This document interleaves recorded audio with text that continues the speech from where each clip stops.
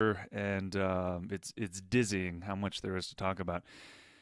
Calvary Chapel started in the mid '60s, founded by Chuck Smith. For those that don't know, thrived and was one of the, if not the, driving force behind what's commonly referred to as the Jesus movement.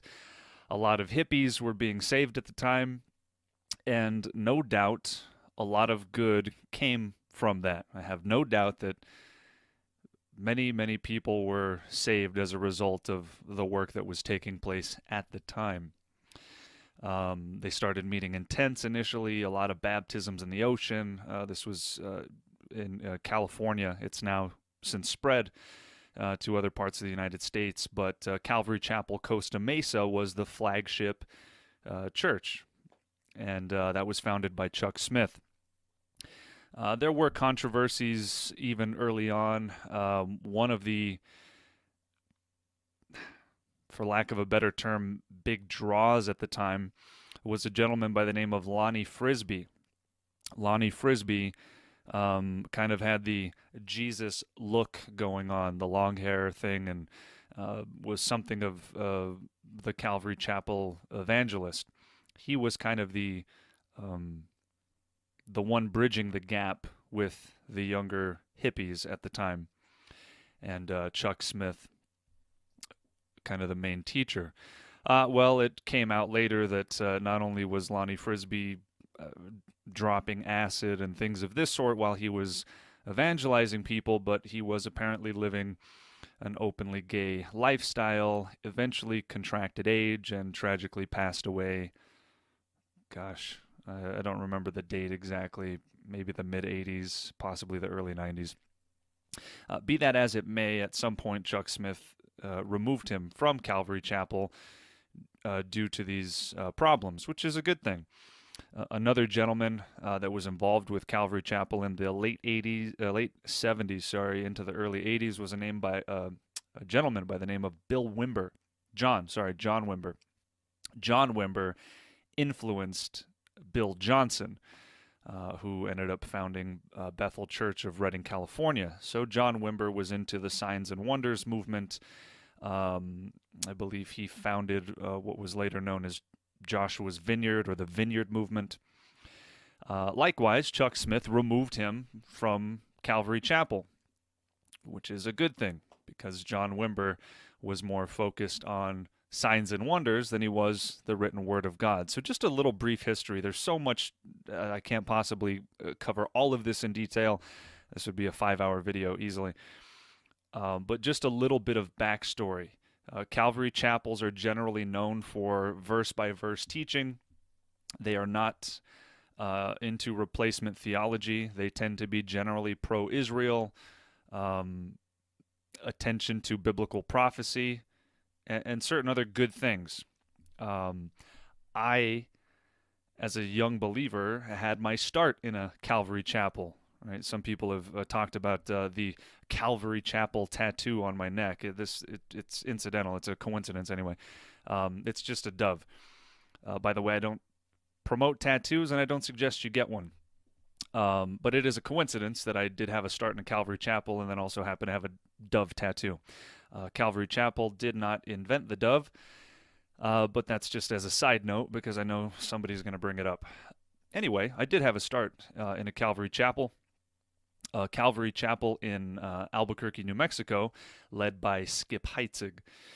And I was involved with that particular church for a few years, and there's plenty to say about it. So, let's begin. Chuck Smith passed away in 2013, and that caused something of a rift. There was growing tension, and a lot of people within the Calvary spectrum behind the scenes were vying for the opportunity to take over the flagship church in Costa Mesa. Like a bunch of desperate vultures, there were people that were really excited to take over where Chuck Smith was going to leave off. As happens in families and things like this. Well, anyway, people associated with the movement even Chuck Smith's own brother, Paul Smith, and guys like Roger Oakland, were beginning to see trends within the Calvary Chapel movement that were troubling to them. And at some point they left. There's an article here, A Tale of Two Calvary Chapels Behind the Movement's Split. Smith's son-in-law and successor at California flagship Calvary Chapel, Costa Mesa, Brian Brodersen, who married Chuck's daughter Cheryl, left the Calvary Chapel Association this past fall. This was 2017. This article was written 2017. He left in fall of 2016. The Calvary Chapel Association, he says, as I look at the current situation within Calvary Chapel, I don't see this separation as negative, but rather as necessary for God's work to be expanded, announced Brodersen, who launched a broader, looser body focused on international missions called the Calvary Chapel Global Network. Other Calvary Chapels did not see this as a positive thing, saying, let's see here, who said this? Pastor Chuck left us a glorious legacy, yet the new Calvary Chapel Global Network established by Brian Brodersen now threatens that legacy, the Calvary Chapel Association Council stated in late November. Such a network will ultimately de-emphasize our Calvary Chapel distinctives and will cause confusion. So Brian Brodersen took over the flagship church in Costa Mesa, which Chuck Smith owned. Also owned is K-Wave Radio by Calvary Chapel Costa Mesa. Properties, I mean, it's a massive, it's a massive entity. And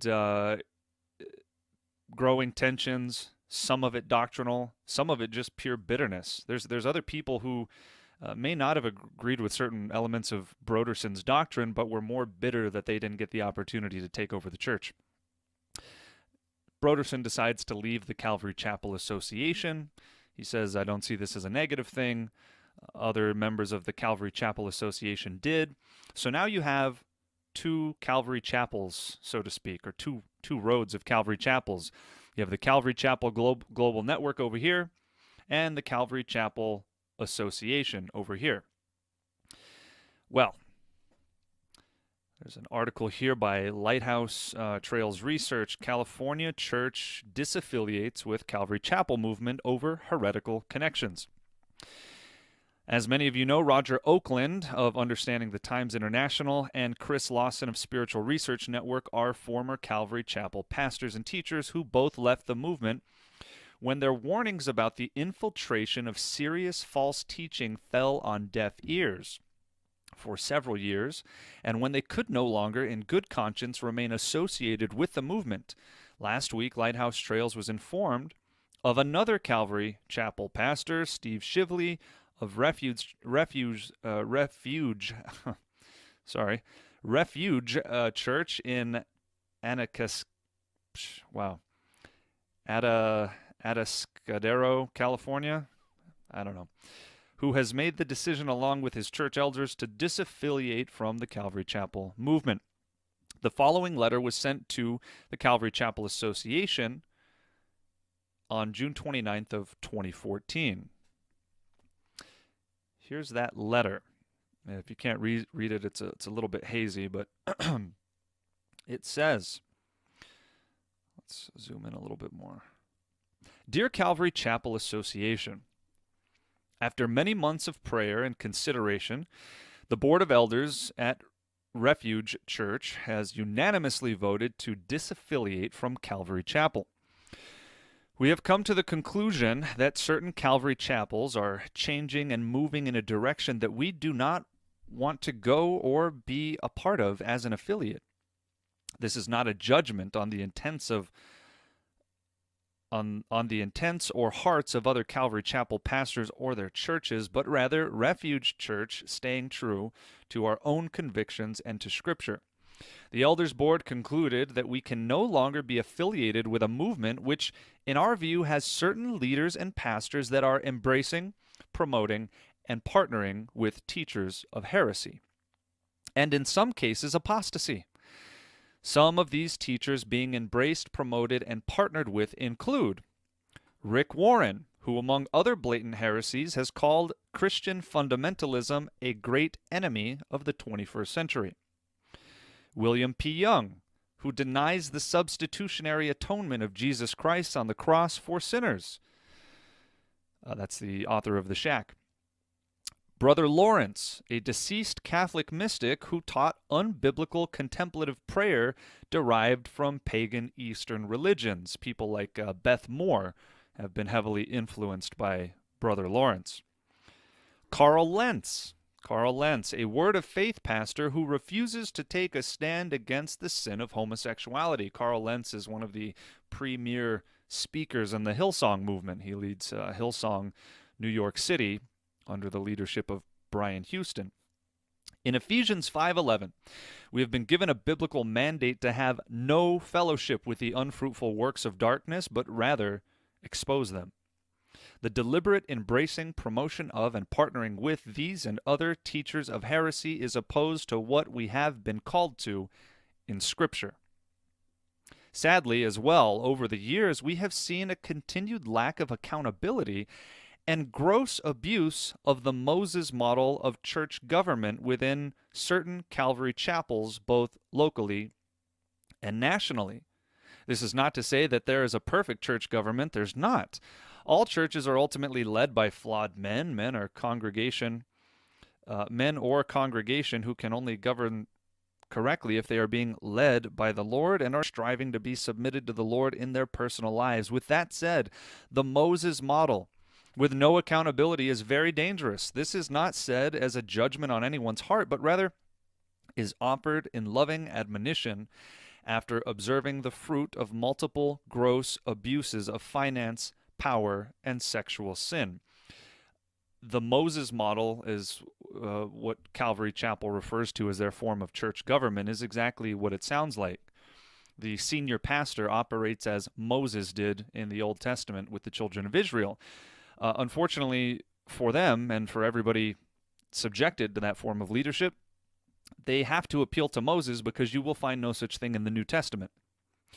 Moses is a type of Christ, not a type of a pastor in the New Testament. So they've hearkened back to the Old Testament to substantiate and build up what can and often does turn into a tyrannical form of church government. Whatever Moses says goes. One of the more diatrophetic means of church government I've ever heard of. And he alludes to finances, power, sexual sin, etc. People like Bob Coy, who were very big in the Calvary Chapel movement. Calvary Chapel Fort Lauderdale at one time was the largest evangelical church in North America. Bob Coy was found to be a serial adulterer, was later fired from the church, mostly due to public relations. When people found out, even Moses had to be dethroned. He then began working at a nightclub called the Funky Biscuit. Then charges of molestation of a 13-year-old girl emerged. The whole thing is quite a spectacle. I'm not sure exactly what's going on with Bob Coy at this point, but it's not the first time that something like this has happened in a Calvary Chapel. Our aim at the end of the day is to be able to lie down with a clear conscience before God. We would be sinning against our consciences if we continued as a Calvary Chapel affiliate. Let me say that again. We would be sinning against our consciences if we continued as a Calvary Chapel affiliate. Our prayers will continue to be with the Calvary Chapel churches. We've enjoyed rich fellowship with other Calvary Chapel churches and pastors in the past, and hope that may continue in the future. As brothers in the Lord, not as an affiliated church, we are also very grateful for the many Calvary Chapel distinctives, especially verse-by-verse Bible teaching, in which we will always continue at Refuge Church. Sincerely, Steve Shively. The heart of the matter is they were seeing trends of embracing, partnering with, and promoting heresy and or apostasy. He only names 4, many more could be stated. Carl Lentz is one specific element, but the entire Hillsong movement is being embraced by Calvary Chapel. So this is a very direct and pointed letter. The form of church government, though problematic, wasn't the driving force, but certainly a very relevant side topic. But it's the heresy that was being embraced and promoted. This is what's been going on. Now, this was, 4.5 years ago at this point. But the apostasy train has not slowed, so let's get into it. Calvary Chapel, Costa Mesa, the flagship of the Calvary Chapel movement for years, headed by Chuck Smith, now taken over by Brian Brodersen. Brian Brodersen, the senior pastor, and all his people. This Cheryl Brodersen is Chuck Smith's daughter, and it's no wonder that he took over. Again, a lot of people were bitter about it, even those that might not have cared about his, doctrinal proclivities. Money does funny things to people. The Calvary Chapel Costa Mesa church also runs this site here, calvarychapel.com, which, as you can see, has the global network that Brian Brodersen sought to establish. Among ministries promoted here, or outreach efforts promoted, would be Harvest America, Greg Laurie's endeavor, and the Whosoever's movement. There's a few others here, but we're going to focus on just a couple for now. The Whosoever's movement. All right. First of all, okay, this is the one fork of Calvary Chapel. You've got Brian Brodersen and the Costa Mesa and the Global Network. And then on the other end of the spectrum, you have the Calvary Chapel Association, which is supposed to be the guys that were going in the right direction, right? The good guys, for lack of a better term.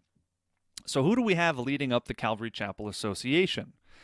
You've got, we're only going to focus on a few because this would take all day. Raul Reese, very big name. There's Pastor Raul Reese. Jack Hibbs, another big name.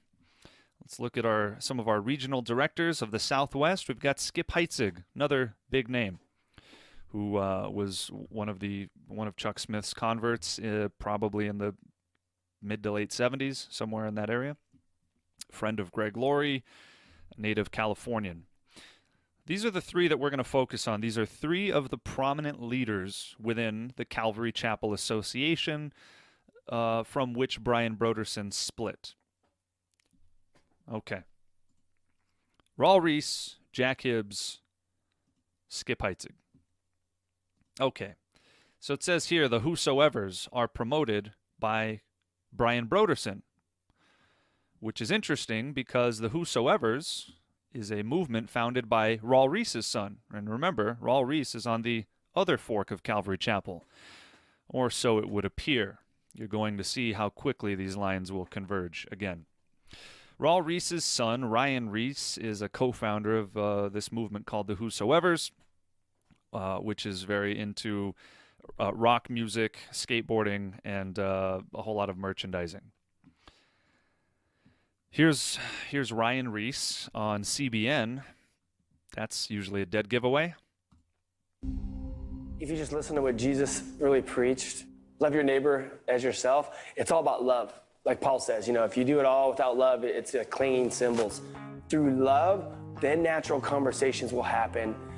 Then Jesus will come up, and you just love people into the kingdom. So Ryan Reese just loves people into the kingdom. You're not going to find that anywhere in your Bible. Jesus didn't just love people into the kingdom. He preached truth to them. Peter, John the Baptist, and Jesus all said, "Repent, for the kingdom of heaven is at hand." That's what love looks like. Love will have words of truth behind it. But you will see the superficiality of all of this grow. Ryan Reese and this Whosoever's movement is comprised of several people, but most notably a gentleman by the name of Brian Head Welch, the former and then reintroduced and current guitar player for the band Korn. There was a big story about 2005. Korn's guitar player, Korn is a very worldly rock band. Korn's guitar player leaves the band and finds Jesus. And it sounded like a good thing, right? What an awesome story of redemption and somebody being saved from their sins. And so it wasn't long before the vultures in the Christian industry, wanted to make merchandise of this great story and whatnot. So books and marketing ensue, and now Brian Welch is a conference circuit speaker at multiple churches. Well, he became quickly affiliated with many questionable and some outright heretical teachers, such as Benny Hinn, such as a guy named John Crowder who says you can smoke the Holy Ghost, such as Todd White, dreadlock Todd White, who's part of the New Apostolic Reformation. He's a false teacher through and through. I think he was part of the Holy Ghost film, which Todd White was an integral part of. Well, anyway, that's Ryan Reese's friend. As you can see, he's sitting behind a K-Wave microphone, and K-Wave is owned by Calvary Chapel, Costa Mesa, Brian Brodersen. Lots to discuss, but let's start here. Hey, I have you on here. I want to get a good interview out of you. Brian Reese, right now, ryan-reese.com. You're listening. You're on video too, you know. You're that, listening to Brian Head Welch, right now, the sinner who went back to Korn. Hey, guys. So this is where they're at now. It's sad and it's unfortunate. I don't want to root against him. I'd much rather this guy be saved. But even he and his cavalier friend, Mr. Reese, son of Raul Reese, joke about it, mock about it. He's scoffing at himself, the sinner who went back to Korn, which perturbed a lot of people, right? He got saved, so he said, came out of this garbage worldly band, and then he blamed Jesus for telling him to go back. He said, no, Jesus told me to follow him back to the band, as if this was some kind of Jonah Nineveh situation, which it most certainly was not. It was a money situation. Something of the epitome of putting your hand to the plow and then looking back. So it's unfortunate, and nobody should gloat in that, but this man is hardly somebody who should be teaching anybody else, right? He is... he's popular and he draws a crowd, so a lot of people want to talk to him. He says that God sent him back to the band to, witness to the band members while they do debauched things on stage and sing all manner of ungodly music. Well, him and Ryan Reese joke about it because they have no scruples. That's the discretion of Ryan Reese and the whosoevers. Here's Ryan Reese. When was this? What year was it? I think it was 2016.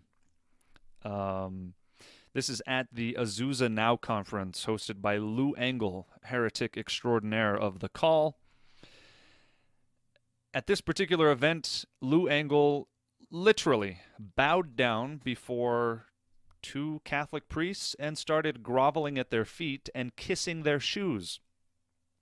Literally kissing the shoes of Catholic priests and apologizing, begging and pleading forgiveness for the division and disunity that had been caused as a result and perpetuated by the reformers.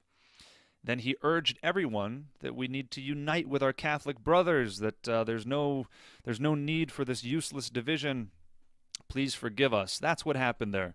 A groveling, pandering ecumenist and heretic, Lou Engle, was bowing and kissing the feet of Catholics. Ryan Reese's assessment? Ryan Reese says, I went up to The Call on Saturday before my radio show, and it was beyond epic. It was a giant prayer meeting for revival at the LA Coliseum. I had to see it for myself. Hashtag pray hard. Hashtag whosoever's movement. Beyond epic. It was epic, but it was an epic failure and an epic display of blasphemy, effectively. Um, in God's name say that God wants us to reunite with the harlot Church of Rome while you're kissing the feet of little antichrists. It is certainly epic, but it's epically disgusting. But that's what Ryan Reese supports. That is the discretion of Ryan Reese, the co-founder of the Whosoever's movement. The Whosoever's movement that is promoted by Brian Brodersen and Calvary Chapel, Costa Mesa. So here's Ryan at his father's church, Raul Reese. Somebody Loves You Radio, of course. There's a bunch of Eli's sons running amok through the Calvary Chapel movement, as we'll see shortly. This applies to many of them. Greg Laurie's son, John. It's a family business at this point. Greg Laurie, who's a Calvary Chapel affiliate and has been for years. His son, Jonathan Laurie, is now a pastor. Raul Reese's son, Ryan, is now a pastor. John Corson, a guy I used to listen to, his son, Ben Corson, now a pastor and part of the Hillsong channel and Hillsong network. Skip Heitzig's son, Nate Heitzig, now a pastor. It's a family enterprise. It's a family business. This is just nepotism in its most shameless and disgusting form. Somebody Loves You Radio. Stay the course. Of course, they've got this West Coast Pastors and Leaders Conference. And Ryan Reese is one of the speakers. Why? Well, because of nepotism, that's why. Because it's Raul's son, and he's got to be there. So you've got guys, Mike McIntosh, David Rosales, Joe Vogt, Don McClure, right? A lot of names that have been associated with Calvary Chapel for years are there. Nobody cares. Nobody cares that this guy is promoting gross ecumenism and what can only be described as silliness at best. Absolutely ridiculous. But he's Raul Reese's son, and names carry weight in Calvary Chapel. That's unfortunate. David Rosales hosted Raul Reese at his church in, Calvary Chapel, Chino Valley or Chino Hills. I forget which one is which. One of them is Jack Hibbs' church, and the other one is David Rosales. But that's unfortunate. I used to know David Rosales' mother personally. She was a lovely woman. Lovely woman that I prayed with personally. But to see this lack of discretion and the business of business unfold is heartbreaking. And that's an understatement. Well, Ryan Reese and Raul Reese, all right, what motivates all of this lack of discretion? Well, one could take a guess. Here's an article published by this website, The Phoenix Preacher. Raul rakes it in. This is from 2015. What do they mean, Raul rakes it in? Well, they mean Raul makes, over $450,000 a year. That's what they mean, Raul rakes it in. I don't know if you can see this right here. I'll zoom in a little bit more. But top line, Raul Reese, president, $394,000 as his regular compensation and nearly a $65,000 bonus. His wife down here pulling in a cool $60,000, but not bad. Nearly $500,000 to Raul Reese every year. And if you don't want to jeopardize that, you maintain the status quo. You don't rock the boat. You don't cause too much division. You don't want to alienate your audience. Perhaps that could be something of a motivating factor. Raul Reese, nearly $500,000 a year. As you can see, this is a 990 document, and this is from 2013. Okay. Calvary Chapel Association, right? These are, again, supposed to be the good guys. Calvary Chapel Association 2019 coming up in February. We are less than a month away, or almost exactly a month away now. 2019 LA Pastors Conference. Okay. Who is going to be at the Pastors Conference? LA Pastors Conference, again, promoted by the Calvary Chapel Association. Let's check it out. We've got Greg Laurie. We've got David Guzik. We've got Jack Hibbs. And we've got John Stewart. Don Stewart. Jon Stewart is a unfunny comedian. Anyway, these are the four that we're going to focus on. Probably much could be said about the others, but this is a Calvary Chapel Association promoted conference. Jack Hibbs, one of the leaders of the Calvary Chapel Association, one of the council members. David Guzik, popular name. Don Stewart, and Greg Laurie, who has been a longtime friend and affiliate of Calvary Chapel, was saved under the ministry and tutored by Chuck Smith as a youngster. So that's what we got going on here at this conference coming up. These men are all friends, they're all partners, they're all colleagues. They promote each other. All right, let's get back to Brian Brodersen from Calvary Chapel, Costa Mesa. Among other things, he's a friend and a lover of Rick Warren, exactly the warning that we saw from Steve Shively, one of the men that is being promoted, embraced, and partnered with. So here's Brian Brodersen on his pastor's perspective. This is Things That Matter, introducing his friend. Hi, everybody, and welcome to this episode of Things That Matter. I'm in the studio today with Pastor Rick Warren. And Rick, I am so delighted to have you. Really, it's fun. Thanks for... I've been watching this. I've been watching several episodes of your show here. I think you've had some great conversations. Yeah. Insightful words from Rick Warren, the man that says, if you love Pope Francis, you'll love Jesus. Nice. The man that says you should partner with other religions to usher in world peace. Rick Warren is an ecumenist extraordinaire. Rick Warren is a friend of Oprah. Rick Warren is a friend of anybody that will have him. And Rick Warren is quite simply a heretic. Brian Brodersen is a friend of Rick Warren's. Not merely a friend. Gosh, he loves the guy. He's had him on 4 separate segments of his Things That Matter.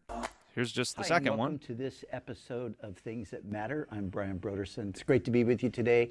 And it's great to have my friend Rick Warren back in the studio. Saddleback is back. Saddleback is back, right. Hey, another zinger from Rick Warren. Saddleback is back. Too bad he doesn't put more effort into biblical truth. No, it's all about presentation and it's all about perception with these guys. So Rick Warren frequently has New Age mystics on the platform with him. He'll partner with whoever, right? He was invited to the Vatican and thanked Pope Francis incessantly for the invitation. And Rick Warren is an ecumenical danger to all things biblical. He should be avoided at all costs. He should be rebuked publicly, but Brian Brodersen calls him a friend and welcomes him back. That's who Brian Brodersen is. That's what Steve Shively was concerned about. And this is the gangrene that is infecting and has infected Calvary Chapel for some time now. Okay, Brian Brodersen, the Rick Warren loving fool, is also friends with who? Hi, and welcome to this episode of Things That Matter. I'm Brian Brodersen, and it is great to be with you.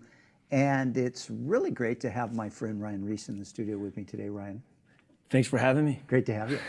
And we're going to have a conversation about, kind of about evangelism, but more. Kind of about evangelism. That'll be good. Ryan can tell him all about loving people into the kingdom of heaven. Again, this is the discretion or lack thereof from Ryan Reese, but it's no wonder Ryan Reese casually jokes about his friend leaving the band Korn and then rejoining the band Korn and loving people into the kingdom and just generally being a cool guy. Now, while it might be commendable that he's saying, oh, look at, I used to be a drug addict and now I'm not. Well, that's a pretty low standard for biblical truth. Simply getting sober doesn't mean you got saved. I know atheists who got sober and maintained their atheism, right? Behavioral modification alone is not the goal. Jesus will, in fact, save people from their sins. But somebody cannot be a drug addict and still be a moral derelict. David Hume, I suspect, was not a drug addict. That had no bearing on his salvation. Right? It's a very low standard for what constitutes being saved biblically and what walking biblically looks like. It will include not being a drug addict, but that certainly is not the barometer for whether or not somebody's a Christian. But because he, tells kids not to do drugs, that's supposed to be some kind of substitute for the gospel. He just loves them into the kingdom. While he attends these debauched concerts with his friend, he goes to the corn concerts and pretends it's an evangelistic crusade. But they're all partnered up, and you're going to see this, right? Ryan Reese is the son of Raul Reese, who's supposed to be on this side of Calvary Chapel. Brian Brodersen is supposed to be the bad guy on this side of Calvary Chapel, and already you can see they're linking up pretty tightly. They're friends. Of course they're friends. Here's another, this is from the Calvary Chapel Facebook page, I guess, from Brian Brodersen. You can see this conference from June of 2018. David Guzik and Brian Brodersen. Remember the conference over here. Jack Hibbs, Don Stewart, Greg Laurie, and David Guzik. Who's David friends with? With Brian. They're partners. They're good friends. David Guzik and Brian Brodersen, the apostate Rick Warren embracer, is friends and partners with David Guzik, a name some of you may have heard. I think he's got a few commentaries out there or something. Anyway, let's go back to Brian Brodersen's Things That Matter. Hi, and welcome to this episode of Things That Matter. I'm Brian Brodersen, and it's great to be with you today, and I am really excited to have my friend David Guzik in the studio with me today. David. Hey, Brian. Great to have you. Thanks for having me. Of course, we've been trying to get you in here. Okay, that'll work. They're friends. They're friends. You got Rick Warren on one day, you got David Guzik on another day. You got Ryan Reese on one day. They're all connected. Despite this apparent rift and split, the same guys are still connected. Jack Hibbs' friend, David Guzik, partners with Brian Brodersen. We'll get into the rest of them just shortly. So those are things that matter. Apostatizing is what matters to Brian Brodersen. Now, who else did we have on the list there? We had Greg Laurie, right? Very popular name, very popular evangelist, Harvest Crusade, SoCal, Harvest, the whole nine. Invited to the White House, friends with Jack Graham, right? He wrote a book about Steve McQueen. Greg Laurie's trying to realize his dreams of being a rock star. He's finally managed to do it. And so let's start here with CBN. Again, no big shocker. Remember, Ryan Reese was on CBN giving his testimony about loving people into the kingdom. Let's listen to Matt and Laurie Crouch, right? Son of Paul and Jan. Remember those two? And we've come up with a new term with our friend Leon Fontaine, Spirit Contemporary. We want everything about TBN to remain faithful to the roots and just let it represent, what it is in our generation. What's going to happen with Hillsong? I love their music, You love Hillsong music? Oh, sure. Okay, all right. That's awesome. So do a whole lot of the people. I mean, they're wonderful people, and but you're going to have like a music channel 24 hours a day. Is it music or? Well, I think it would feel more like going to a Hillsong conference. Okay. A lot of speakers, a lot of music, and that kind of stuff. So the Hillsong brand, 50 million people this weekend in church will sing Hillsong music globally, 50 million. Yeah. And so we just saw that it was time for them to have an entire channel, and we've made that happen. They're on 11 satellites around the world from day one, 65 million viewers in America alone. Fantastic. So we're just wanting to make a way for that expression, a new expression. And Pastor Brian has fathered so many amazing ministries around the world now. There's Hillsong churches Yeah, oh, kind yeah. of countries, They've you know. come here, great churches, wonderful friends. Yes, and the preachers that are coming out of Hillsong are just amazing. So we're thrilled well, they that jam that's in happening. people because people love that worship, and they really do. But your mother just passed away, and So they couldn't gush enough over Hillsong, and the preachers, she says, are just amazing coming out of there. Those preachers would include people like Carl Lentz, who biff it on whether or not homosexuality is a sin, whether or not abortion's a sin. This guy's more wrapped up in being a celebrity and achieving rock star status than he is truth, right? Leather jackets are more important to him than biblical truth, which is why he often says that people should read The Message. Why should you read The Message by Eugene Peterson? Well, because it's a biblically gutted translation, and in fact, no translation at all. A paraphrase isn't even the right word for it. It's just a work of deception, is what it is. But anyway, they said it's about time. It was about time to give Hillsong their own channel. Why? Well, because 50 million people are going to sing their songs. What's this about? It's about money. Hillsong has sold, gosh, probably close to 20 million albums worldwide at this point. It was probably 16 million a couple years ago. So, of course, TBN, these people represent TBN on CBN, 6 of one, half dozen of the other. And the Crouches are now have a Hillsong channel on TBN. It was about time, and gosh, they're just so amazing, and they just can't get enough of Brian Houston, the man that says Christians and Muslims serve the same God, worship the same God, the man that wrote a book called You Need More Money. So that's what they're doing on CBN with TBN. Okay, that's who the Crouches are. Let's continue. Let's go to the Crouches' own program on TBN. Who do we have here? Oh, Greg and Kathy Laurie.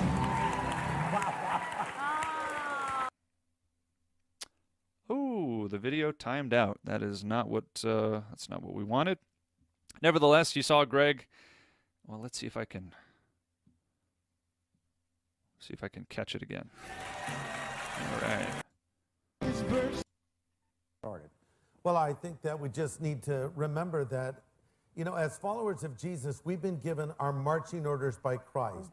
That's why we call it the Great Commission and not the Great Suggestion, right? Jesus did not say that the whole world should go to church, but he did say the church should go to the whole world. And, you know, so... Oh, yeah. He's commanded us. It's a group of people that live on cliches. So you got... that Jesus is in this studio tonight. We're going to be talking about him all night. So there's Greg Laurie on TBN with the Crouches, promoting what? Probably a new book, probably the Harvest Crusades. It's like a talk show circuit for the world. They're promoting something. I didn't know what it was a promise of. But that's what Greg Laurie's up to these days. Remember Greg Laurie over here with Jack Hibbs? That's right. So Greg Laurie on the TBN network. Okay, here's who else the Crouches love to host. And now, Matt and Laurie Crouch.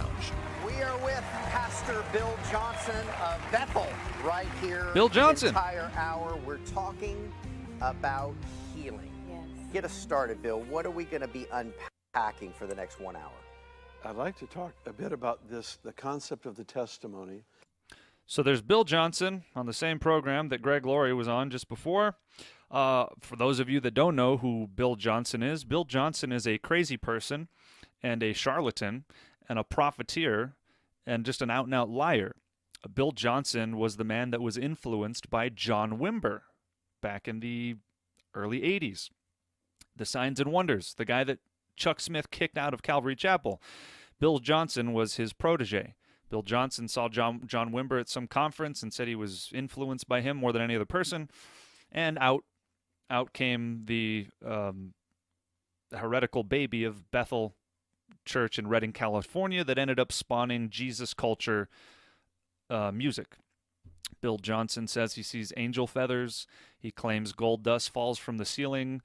He sees glory clouds. He's a general liar. He's into signs and wonders and this whole healing thing, and he's part of what's known as the New Apostolic Reformation. Bill Johnson was among a group of men who prophesied over Todd Bentley, the convicted pedophile, saying that he was going to lead this new great revival. And no sooner had they prayed for him than within a few days, Todd Bentley left his wife, ran off with the secretary, and I think other men included in that would be Rick Joyner, who, among other things, part of Daystar Television Ministries, is also part of a group called the Knights of Malta. Story for another time. But there you go. Greg Laurie on TBN with the Crouches. Bill Johnson, the Heretic, on TBN. You know what's more insane, Greg? It's more insane that you don't see how offensive this display is to God. Here he is on what can only be described as the network of heresy. TBN is home to Joyce Meyer. TBN is home to Joel Osteen. TBN is home to T.D. Jakes. TBN is home to the prosperity gospel, quote unquote. Prosperity heresy lives at TBN. And that's where Greg Laurie's at these days.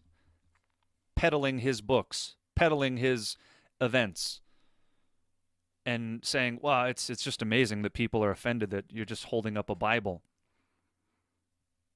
I agree, it is amazing. A sad testament to how far our society's gone. An even worse testament to how far the church has gone, that this is somehow acceptable. Tell me, Jack Hibbs, why are you partnering with Greg Laurie? Why? You're supposed to have... I used to listen to Jack Hibbs. I've heard good things from Jack Hibbs. Why is he partnering with Greg Laurie? Could it be that the same mindset of the Crouches with respect to Hillsong is the same mindset with some of these guys? I mean, Greg Laurie's a big name. He's a big draw. You know, maybe it's time for him to have his own channel. So, Greg Laurie, now a friend of the Crouches, at least he's been on their program a couple of times. Here he is on a program called Let's Talk with Brian Houston. There they are shaking hands. Brian Houston, the Word of Faith heretic that started, or at least ran with the Hillsong movement that he took over for his pedophile father, Frank Houston. That's who Greg Laurie is teaming up with these days. Let's take a little listen to a podcast interview they did with each other. Well, I think what you do is incredible. How do you get so many Christians and churches to cooperate? Yeah, it's challenging. That's the hardest part, honestly. So our objective is A, to get them to talk together, then B, get them to pray together, and C, get them to work together. That's not easy. But, you know, sometimes you'll hear something about someone else and you'll think a certain thing about them, but it's different when you meet a person. Yeah. And even if you have a theological difference with them, when you meet them eye to eye, and you go, well, you know what, I really like that guy, you know? It changes everything. There's an old country preacher, his name is Vance Havner, and he said, if we're too busy using our sickles on each other, we'll miss the harvest. Yeah, it's good. And we have our differences, but I like that saying, in essentials, unity, and non-essentials, liberty, and all things, charity or love. And so why shouldn't we join forces and bring the gospel together? Yeah, amen. Why shouldn't you join forces? Because Brian Houston is a heretic? Maybe. Maybe that's why you shouldn't join forces. Maybe because verses like 2 John 11 tell you not to. Maybe because verses like Romans 16, 17 tell you not to. Maybe because you're told not even to have the appearance of evil. Maybe that's why. You see the little quote that he issues there from Vance Havner, if we're too busy using our sickles on each other, presupposes that each other are the same. Presupposes that you're both of the same mind. Amos 3:3, how can two walk together unless they be agreed? So, no, you don't use a sickle on other Christians, but you certainly use the sword of the Spirit on false doctrine. But what's emerging here is the unfortunate reality that Greg Laurie is of the same mind as these heretics. It's not just the Crouches on TBN that promote Bill Johnson, Joyce Meyer, Joel Osteen, T.D. Jakes, etc. It's Hillsong's own Brian Houston that Greg Laurie is happy to be with. And then Goes on to talk about how he gets people to partner with each other. Even Brian Houston marvels at his ability to usher in ecumenism. What else is Greg Laurie up to? Greg Laurie will promote anything and anyone that ultimately helps him. Tonight I have the director of that film, Academy Award-winning director and actor. Let's welcome Mel Gibson to the Harvest Crusade. Mel Gibson. Thank you. Thanks, Greg, for asking me to come along Thank you, here. Mel. Honored to be here, and honored to be here. Notice he said, thanks, Greg, for asking me to come on here. Greg Laurie invited Mel Gibson. Why? Well, because what's going to draw a crowd more than the name of Mel Gibson? Now, I can admit Mel Gibson's a fine actor. He's a great actor, right? And arguably a great director. What's he doing at this event, at the Harvest Crusade? Well, first of all, he's promoting a new movie that he had at the time called Hacksaw Ridge. That's why Greg Laurie invited him. That's largely what they talked about, because there was some kind of Christian theme. Here's the problem. Mel Gibson is a professed and outspoken Catholic. Professed and outspoken Catholic. So they talk about these vague terms and general terms of faith and God, and Greg Laurie just gives every distinct impression that Mel Gibson is a fellow believer. Now, while you should pray for Mel Gibson's salvation, reassuring him that he is safe while believing in false doctrine is not the way to do it, Greg Laurie. That's not love. That's self-love, which is tantamount to hatred for this other person. You're going to make him comfortable believing a false gospel? A sacramental gospel? That's what you're going to make him feel comfortable in while you're helping him promote his movie? Just so you can sell tickets and sell seats, and I'll do it all under the guise of reaching the lost? Well, we're just doing this all. We want to fill as many seats as we can so we can get them with the gospel. And then also tacitly say to them that being Catholic is okay? Well done, Greg. Well done. That's who Jack Hibbs is partnering with here. Let's continue. What else is Greg Laurie up to? Greg Laurie, Harvest Christian Fellowship, joins the Southern Baptist Convention. Kind of a big announcement. Now, he's long time been affiliated with the Calvary Chapel movement, but wasn't officially a Calvary Chapel, and then announced that they decided to join the Southern Baptist Convention. This Southern Baptist Convention right here. This Southern Baptist Convention that had just a few years ago at its pastors' conference, Rick Warren, Francis Chan, and James McDonald. Isn't that lovely? The ecumenical Rick Warren, the New Apostolic Reformation recruit and friend of Mike Bickle, Francis Chan, and James McDonald, the apparent gambling addict who's got his church in debt to the tune of hundreds of thousands or millions, who was breathing lawsuits of libel against people who dared to write about him. Also a friend of Mark Driscoll, etc., etc., a man that loves Stephen Furtick, etc., etc. The Southern Baptist Convention is such a massive problem all on its own. Stay tuned. Very likely the next installment of the Apostasy Report will be covering the Southern Baptist Convention itself. Much to be said. But that's what Greg Laurie's up to. The Southern Baptist Convention, as one of its branches, has the Ethics and Religious Liberties Commission, headed by a man named Russell Moore. This guy, Russell Moore, helps build mosques. He is a proponent of Marxist ideology. He's a businessman with no love for the truth. That's what Greg Laurie is up to. Let's continue. K-Wave radio station. Let's go back to K-Wave. Brian Brodersen. Brian Brodersen of Calvary Chapel, Costa Mesa. Pastor's Perspective. Live Monday through Friday. 5 days a week. Who? Brian Brodersen and Don Stewart. Well, that name looks familiar. Where did I see that name before? Oh, that's right. Don Stewart here partnering with Jack Hibbs. Right? At the Calvary Chapel Association promoted LA Pastors Conference. Don Stewart, recognized as something of an apologist for years within the Calvary Chapel movement, is the right-hand man of Brian Brodersen. He is 50% of the pastor's perspective, answering your biblical questions.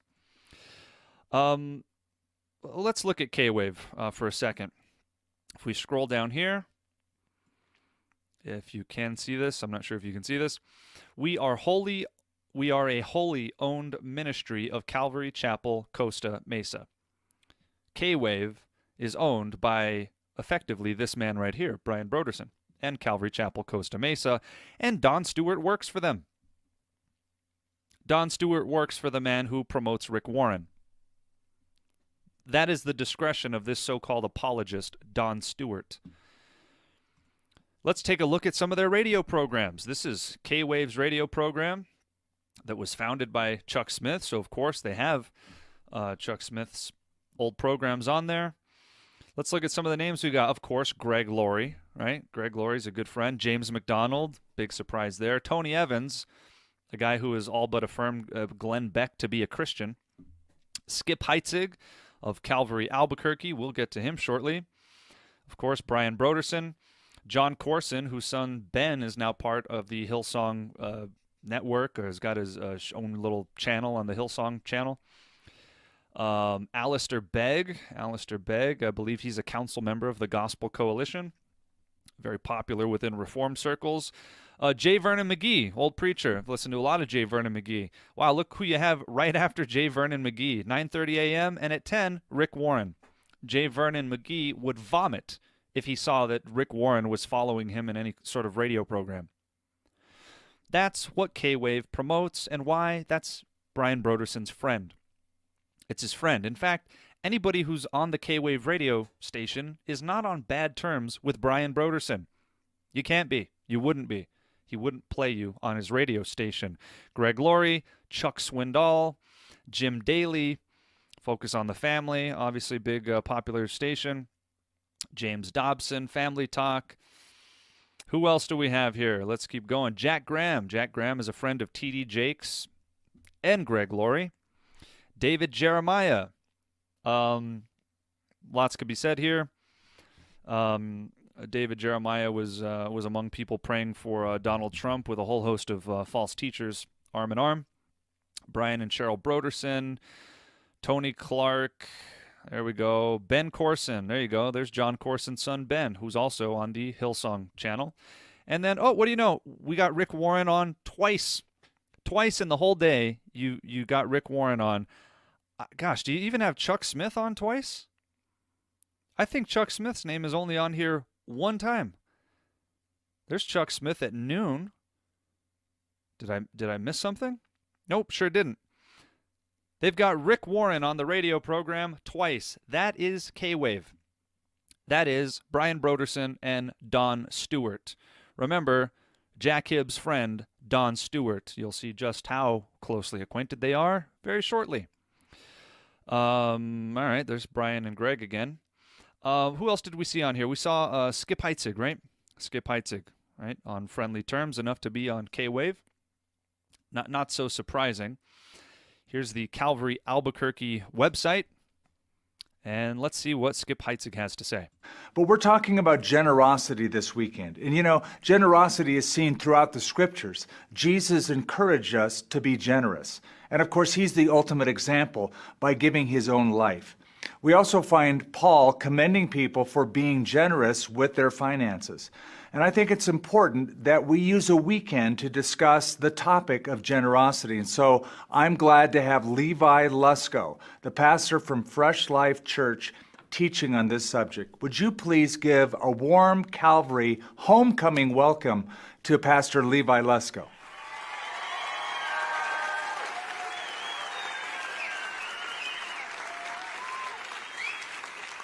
It's a great pleasure to be with you guys. You guys well today? All right. There's Levi Lusko. Skip said, a homecoming welcome. Why did he say that? Well, Levi Lusko's father, Chip Lusko, was a former pastor at Calvary at Calvary Albuquerque. His background is in radio, so he helped found the KNKT radio program in Albuquerque, New Mexico. I used to know Levi's younger brother, Jesse, personally. Right? His family is there. That's why it's a homecoming. He has ties to Calvary Chapel. For those of you that don't know, Levi Lusko started a church called Fresh Life Church out in Montana. I think it was previously known as Skull Church, and which was a nice roundabout way of alluding to Calvary, Golgotha. But anyway, it was more hip and cool to call it Skull Church. Who is Levi Lusko? For those of you that don't know, what is Calvary promoting? By the way, this was recently, within the last 6 months that he was there. Here is Stephen Furtick, Prosperity, the new wave, the new generation of prosperity heresy. Stephen Furtick, among other things, says that T.D. Jakes is the greatest preacher of our time. That's what he says. He also said to his church, and I use the term loosely, that if you attend this church every week, and whether you know it or not, T.D. Jakes is the man that feeds your soul. Why does he say that? Well, because he mimics T.D. Jakes. He loves him. T.D. Jakes is a modalist, Trinity-denying heretic, who, among other things, is friends with the world. Tyler Perry. He's a big charismatic, motivational speaker. That's Stephen Furtick's inspiration. Now listen. He just spends a whole lot of time fawning over Stephen Furtick. Thank you for your example. I believe Stephen Furtick had a $1.6 million mansion built. Nice, godly example. And Levi Lusko is following suit. Already has had a couple of books out, Through the Eyes of a Lion, and another one called Swipe Right or whatever, Swipe Left, or some book that's about trying to incorporate modern social media. Because he's cool. He's a cool guy. He's got a leather jacket to prove it. This is who Levi Lusko is. He's good friends with Stephen Furtick. He's great friends with Carl Lentz of Hillsong Church as well, and welcomed into Calvary Chapel. Now, one thing I didn't mention here, right? Skip Heitzig introduced him for Generosity Weekend. This is a common tactic that you should be aware of. Anytime they want to give a message about giving, very often they will invite a guest speaker in and go somewhere else so they don't have to feel the weight of that, so that they can distance themselves from guilt-tripping people to give them money. So they'll bring a guest speaker in to talk about generosity while they're gone so they can come back. And of course, before this even came up, they talked about all the money they donated, and this is what we've been able to do this year with your help, so thank you for your generosity. It's all a ploy. It's a ploy to keep this massive enterprise afloat. This same massive enterprise spent $6.25 million on salaries and benefits in the year of 2016 or 2017, something comparable this year as well. $6.25 million on salaries and benefits. Anyway, just as a side note, so Levi Lusko, good friend and very grateful for the leadership and inspiration of Stephen Furtick. Who's cooler than Stephen Furtick? Here is Stephen Furtick's Code Orange Revival, just recently, last year or the year before.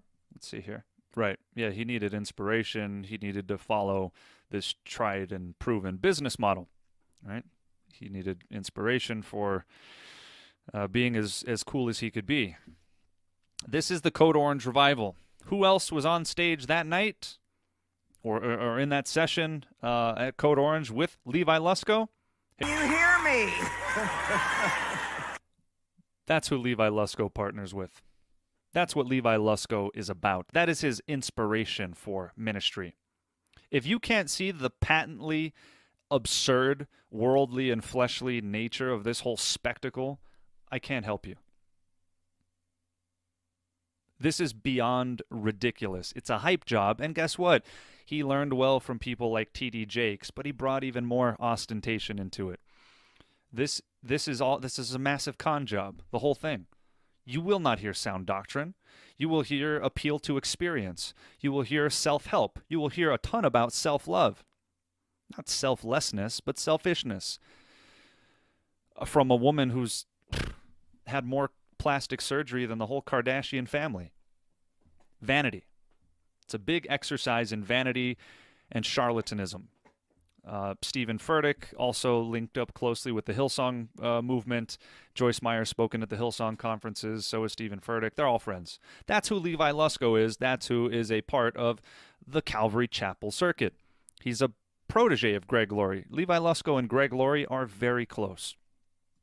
But that's who Levi's preaching with these days. Joyce Meyer, the prosperity heretic. There's Skip Heitzig, the pastor of Calvary Chapel in Albuquerque. You go to his website, Connect with Skip, and scroll down here, Dish Network, or online at Hillsong.com channel. That's right. The Hillsong channel has now adopted Skip Heitzig. You don't just get to be on the Hillsong channel, you have to accept it. Most people are vying for it. So Skip Heitzig goes to Facebook and says, watch Connect on the Hillsong channel at 4:30 Mountain Time. Promoting Hillsong. Promoting apostasy. If you go to the Hillsong channel, scroll around in here, down here, oh, there you go. There's Skip Heitzig. Two people down is Joel Osteen. Skip Heitzig, two people down, Joel Osteen. You got Jack Graham, Jentizen Franklin, Christine Kane, Elevation. There's Creflo Dollar, David Jeremiah, Turning Point, Joyce Meyer. Some of these are the most notorious prosperity heretics known. It's almost laughable. Joseph Prince. There you go. Potter's House with T.D. Jakes. Who else we got here? RZIM, yep, Ravi Zacharias, big fan and promoter of Hillsong these days. John Gray, former pastor of associate pastor at Lakewood Church, just bought his wife a Lamborghini recently. Nothing is shocking about this. That's what these people do. That's what they've always done. They're a bunch of charlatans and profiteers. But you have Calvary Chapels now being embraced here. Here's Robert Morris, also gave the stamp of approval on Glenn Beck, the outspoken Mormon. Daniel Fusco, another Calvary Chapel pastor right there, Daniel Fusco. Of course, there's James McDonald. I don't see it on here at the moment, but Ben Corson, John Corson's son, is somewhere on the Hillsong channel. You even got Billy Graham TV on here. How about that? The Hillsong channel is really just taking over everything. So that's where Skip Heitzig is these days. Why? Well, because the inmates are running the asylum. And his son, Nathan, is the executive creative director. They have all kinds of fanciful new titles these days. But effectively, it boils down to this second wave of Calvary kids are off the rails. Raul Reese's son, John Corson's son, Greg Laurie's kids. Never mind his kids, Greg Laurie himself. You know, never mind Skip's kids, Skip himself. He's the one on here. As Eli had the power to restrain his sons, but did not. And so God's judgment fell on him, 1 Samuel 3? So these men have the power to restrain the nonsense that's being suggested to them, but they don't. They go headlong into it and are heaping up judgment for themselves. Daniel Fusco. Who's this guy? Well, he is a friend of David Guzik. Remember Brian Brodersen's friend? Jack Hibbs' friend? It was the guy with the crazy dreadlocks playing bass guitar. He's actually going to preach to us this morning, and it's a good friend of mine, a man named Daniel Fusco, who's the pastor of a church in Vancouver, Washington, right across the river from Portland, and he's a pastor of Crossroads Church there in Vancouver, and it's a good friend of his. I love Daniel. I appreciate him so much. Loves him. Appreciate because he loves Jesus. He loves God's people. But I tell you what else. He has a way. I'll tell you what else. Daniel loves himself. How do I know that? Well, because you must love yourself in order to promote the waywardness of something like Hillsong. Hey, Hillsong family. Pastor Daniel here from the Real with Daniel Fusco TV show. I love getting to share with you what God is teaching us here in the beautiful Pacific Northwest of the United States. We love seeing ourselves right in the middle of what God is doing as we seek to transform our community and our world together. So let's do it together. Join me on Friday nights right here on the Hillsong channel. I'll see you there. Promoting Hillsong happily, not a care in the world. That is David Guzik's friend. David Guzik, the partner of Jack Hibbs. and Greg Laurie and Don Stewart and so on and so forth. That's who Daniel Fusco is. Back to Calvary of Albuquerque with Skip Heitzig. There's Ryan Reese at his wake-up tour in November of 2017. You can scroll through here and see Ryan Reese having a good old time, just loving people into the kingdom. That's what Ryan Reese is doing, whosoever's. Who else was there? Who else was there that week?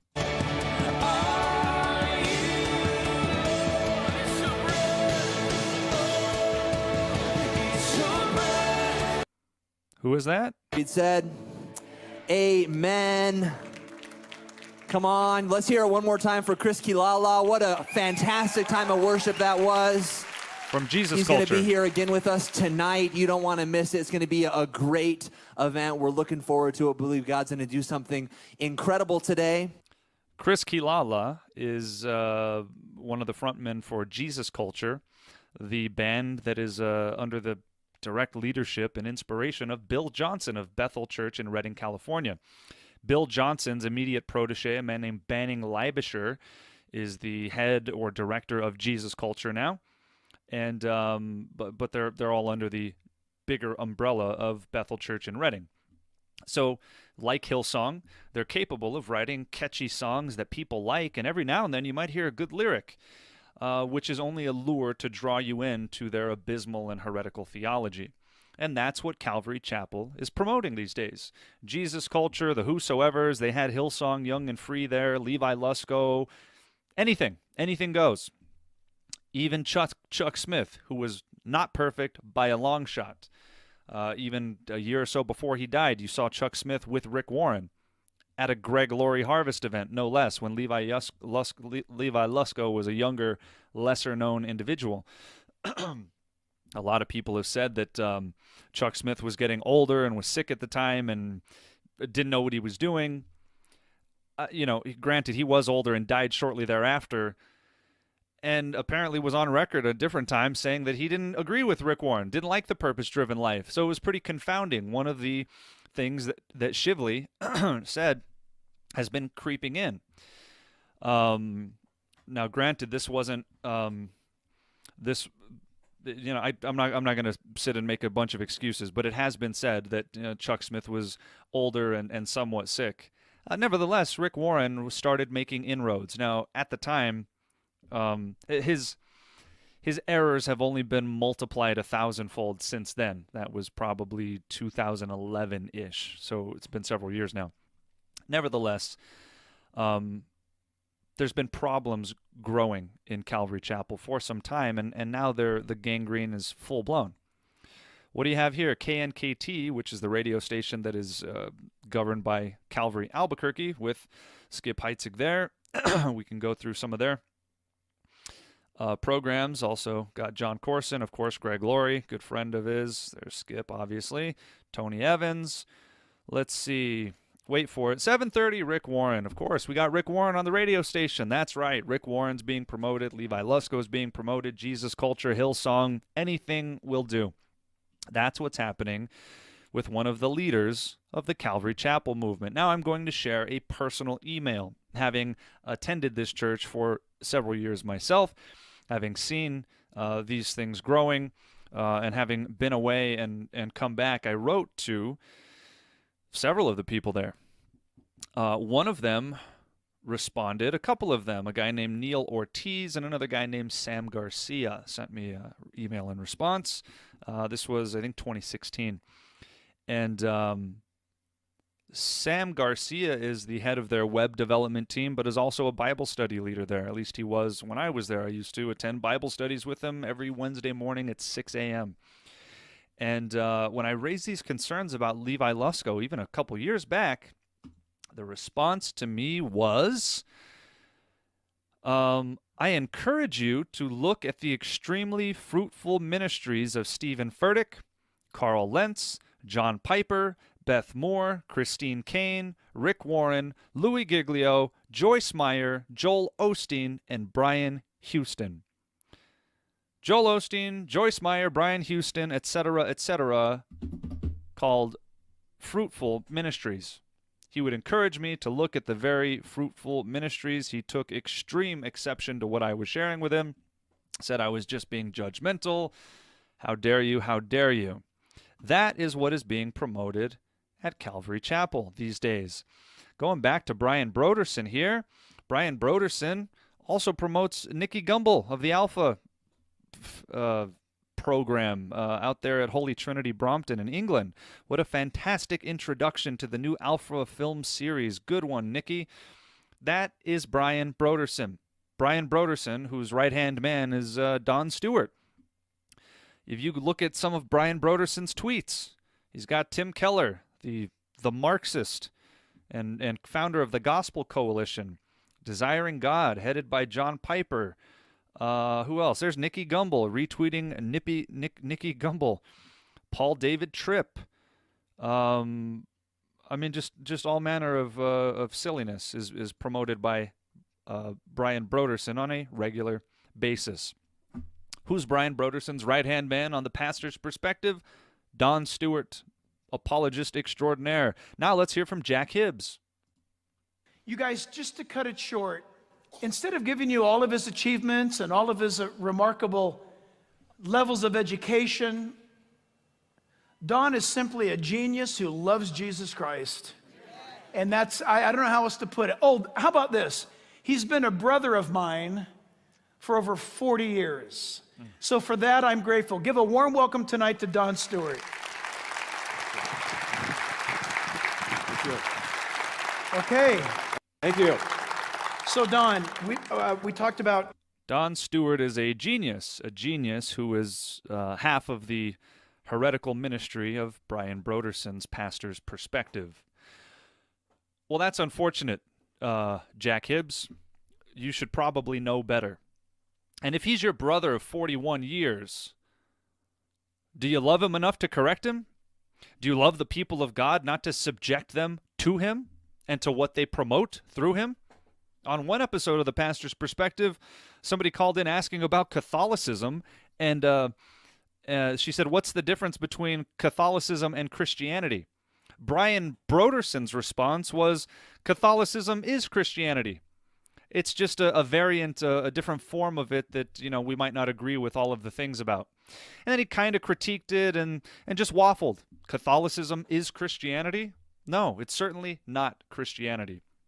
But I don't expect much better of an answer from a man that calls Rick Warren his friend. Why would I? A man that promotes Nicky Gumbel in the Alpha course. And by extension, so does Don Stewart. Don Stewart is employed effectively by Brian Brodersen and K-Wave. And that's who Jack Hibbs promotes frequently. Galatian zones after they kicked ISIS out. Remember at one time ISIS had 1/3 of Syria and 1/3 of Iraq. This is them at a different conference. Basically said, excited and well-educated on what is called eschatology, that is the... This is all within the last couple months. Don Stewart is a regular invitee to Jack Hibbs' church here, which is not terribly surprising, given that they're going to be doing a conference together, a pastors' conference. So you've got Don Stewart, who's the partner of Brian Brodersen, right? The man from which people were reeling and saying he's really ushering in a bunch of false teaching and sanctioning it. Then you got David Guzik, who's good friends with Hillsong's new Daniel Fusco, the new Hillsong channel recipient, who's also friends with Brian Brodersen. We saw him on Things That Matter with Brian Brodersen, right, in between segments with Rick Warren. That's David Guzik. And then, of course, you've got Greg Laurie, whose messes are so many, it's dizzying, like I said. So my question is, when we go back to these leaders, Raul Reese, the $500,000 man, and his son who's promoting apostasy left and right, why, Raul? Where's your discretion, Raul? And not only him, every one of these men that are council members, that are leadership, that are part of the Calvary Chapel Association, is nobody objecting to this? Does nobody have a problem with this? You still wish to be members of the Calvary Chapel Association? You're just turning a blind eye to this? Did you not know? Now that you know, what will you do? I find it hard to believe that you don't know these things are going on. They're not being done under a rock. This is all very public. If I can find these things, surely discerning pastors should be able to find these things, correct? Am I wrong? Where are you, Jack Hibbs? Do you have nothing to say about Skip Heitzig? Skip Heitzig is a regional leader, part of the regional oversight team. He oversees a whole host of other people. And these aren't Robert Furrow, there's another one who invites these guys to his church. And another one who practices nepotism. What's his son's name? It might be Chris Furrow, I forget. But of course, his son is on staff as well. It's a family business ordeal. These guys franchise out Calvary chapels and then turn it into a family business. And not just them. The Greg Lauries of the world do it too. The James McDonalds of the world do it too. You don't have to have the banner of Calvary Chapel. These things turn into big family businesses. The only thing that qualifies somebody for biblical leadership now is a last name that coincides with the last one. How utterly ridiculous. Have you guys nothing to say about this? You're okay with Skip Heitzig promoting Jesus culture and Hillsong and Levi Lusko and playing Rick Warren on the radio station? Well, why wouldn't you be? Your friend Don Stewart over here, Brian Brodersen's right-hand man, they play Rick Warren twice a day. That's what Don Stewart does. That's his friend and colleague is Brian Brodersen. So what is going on at Calvary Chapel? I assure you, this is the tip of the iceberg. There is so much more to be said. Where are we at? It's almost an hour and a half. There's so much more I could say. This would be a 5-hour video.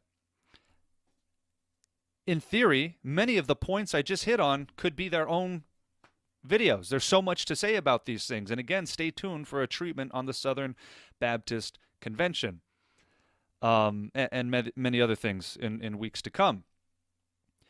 This is the tip of the iceberg. This is what has become of Calvary Chapel. For all of the bad things that have been said or could be said about Chuck Smith and some of the things that definitely happened later in his life, at least initially there was some attempt to keep some semblance of order, purging Lonnie Frisbee from Calvary Chapel, purging John Wimber from Calvary Chapel. Isn't it interesting? John Wimber purged from Calvary Chapel, gives rise to Bill Johnson, inspires Bill Johnson, who then goes off to start Bethel Church in Redding, California, that gives birth to Jesus culture. The same Jesus culture that's now being embraced by Calvary Chapel. The same people, the same theology, the same signs and wonders theology has now worked its way back into a movement that at one point sought to keep it out. Wow. And why? What is the cause of all this? Well, let's not forget that Raul Reese rakes it in. He's not the only one raking it in. I couldn't find Jack Hibbs' salary, but I bet it's a pretty penny. Now, for all the truth that Jack Hibbs has said, and again, I used to listen to a lot of these guys. John Corson, I like John Corson. But that's no excuse for his son to be running amok and has his own Hillsong channel now. There's a video somewhere. Look it up. Again, I just, for the sake of time, I can't cover all of this. For all of the truth that Jack Hibbs has said, for all of the truth I've heard from Raul Reese, from all of the truth I've heard from David Rosales, why are you guys still inviting Ryan Reese?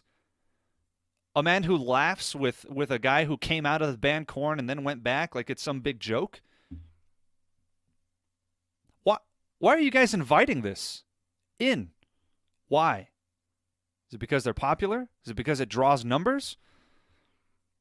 Why are you okay with Skip Heitzig embracing and promoting Hillsong? Are you just ignorant of it? Do you have no clue what's going on around you? Is it negligence or is it fraudulence? In either case, it's terrible. But I don't think there's any way Jack Hibbs doesn't know that his friend Don Stewart is the right-hand man of the apostasy-promoting Brian Brodersen. You don't know that Don Stewart is part of the pastor's perspective 5 days a week with Rick Warren's friend, Brian Brodersen? You don't know that, Jack? Shame on you. There's probably a dozen other Calvary chapels that could be mentioned. This is a primer. Go do some digging for yourself. But these two divergent lines, Brian Brodersen and the wayward Calvary Chapel-ites, and the Calvary Chapel Association and the good doctrine, these are imaginary divergences. As you've seen, they converge in a matter of time, in a matter of a conference, in a matter of an invitation. You'll invite Greg Laurie, somebody who promotes Catholics, somebody who, gosh, he was on stage with Rick Warren just a couple years ago. He promotes Rick Warren just like Brian Brodersen does. But Brian Brodersen's, I don't know, even a bigger fan of Rick Warren. But never mind that. Greg Laurie's on TBN now. Bill Johnson one day, Greg Laurie the next. And you're going to partner with him at a conference? Jack Hibbs? That's what's going on here? The whole leadership, what do you do? And we're going to tie it up here. The question comes, at what point do you leave an organization? At what point do you stop bearing with the folly and come out from among them? Right? Some people have often ushered the statement, well, the Bible never says that you should leave a church. You might have to separate from certain people, but you shouldn't leave a church. What do you do when the corruption has rooted itself? When the corruption is foundational, namely, the leadership itself is corrupt? Has an institution ever been reformed from within? I defy you to name one. If that were possible, Martin Luther would have stayed in the Catholic Church. If that were possible, the founding fathers would have stayed under the leadership of the king. Well, why was revolution mandatory? Why was reformation from without mandatory? Because at some point, it's gangrenous, and it must be cut off. You can't fix it. No amount of penicillin or antibiotics is going to fix it. When it roots itself in the very leadership itself, what are you to do? Come out from among them. An old Reformed author named A.W. Pink once said, "It's better to read the Bible at home than to fellowship with that which his word condemns." That's better, not ideal. Certainly not ideal, but it's better. What do? You keep maintaining the label of Calvary Chapel because it's more marketable? You're still a part of the Calvary Chapel Association because maybe there's a few bad seeds? No. The bad seeds are at the top of the list. You're talking about the leadership of the organization itself. The leadership is not only failing to purge itself, it needs to be purged. Then what do? Have no fellowship with the unfruitful works of darkness, but rather reprove them, expose them. Come out from among them and be ye separate. There is no communion with that. What are you doing? All right, some people chose to disaffiliate. Other people, like Jack Hibbs, have chosen to continue to promote it and to partner with it. All of those things that Steve Shively voiced as grievances. Why are these men being promoted, embraced, and so forth? Greg Laurie promotes all of it. He's a regular on TBN with the Crouches. Don Stewart, partner of Brian Brodersen. David Guzik, friends with this Daniel Fusco and Brian Brodersen. Where is the separation? Again, the tip of the iceberg. There is so much more that can be said, and I urge you, I implore you to do some more digging. Allow this to pique your curiosity and go investigate these men for yourselves. It won't take you long, I assure you, to discover that most of these so-called sound men, right, that at one time, and in many ways do promote and embrace good things, true things, right? None of them would say, oh, you should worship Satan. Of course not. That's not how apostasy works. It's more subtle than that. It's the compromising by degree, by degree, by degree. That is how apostasy takes place. They compromise a little bit at a time, a little bit at a time. They make allowances. And before you know it, there's men doing things now that used to decry such actions. They never would have done such things, or so you would think. But here we are. Greg Laurie, Don Stewart, David Guzik, Jack Hibbs. You got Raul Reese and his son running amok. You got Skip Heitzig and his kid running amok. You've got the inmates running the asylum is really what you got going on here. And it's sad. So what about the rest of these guys? None of them have anything to say? See, people are scared, generally, of alienating themselves from their friends. Now, you shouldn't seek division if it's not necessary. But if the embrace of that is going to jeopardize truth, what did Jesus say? Whoever doesn't hate his father and mother, his brothers, his sisters, his own life also, you cannot be my disciple. If you can't stand up to your friend of 40 years for promoting error, what kind of discipleship of Christ is that? Who and what do you love? How would you stand up to your own flesh and blood family if you can't even separate yourself from a friend? Jack?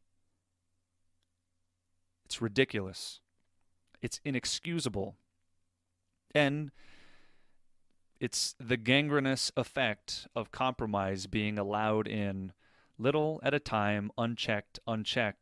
When it was treatable, it wasn't treated. And now it's untreatable. The leadership itself is corrupted. It's not just a few people here and there that need to be dealt with. Who will discipline the leadership? I'll tell you who. Nobody. Why? Moses. It's the Moses model. How are they going to discipline Moses? Moses has absolute authority in the Calvary Chapel. That was one of the grievances of Steve Shively there. Again, much more that could be said. We'll end it there. The point of all of this, the point of any of this, it's not exposure for the sake of exposure. It's not gloating and pointing out errors because it's fun.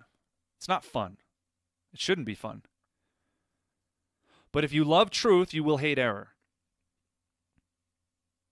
And if the object, right, is Christ in us, the hope of glory,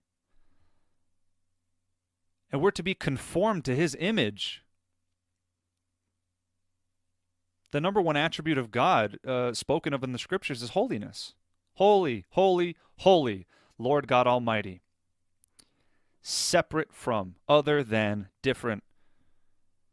This is not holy. These are unholy alliances. And if you love God, you will seek to purge blemishes from your life. Reconcile where you can. Save some with fear where you can. But at some point, if they won't listen, shake the dust off your feet. At some point, if they won't listen, come out from among them. There's a broad way that leads to destruction, and there are many entering into it.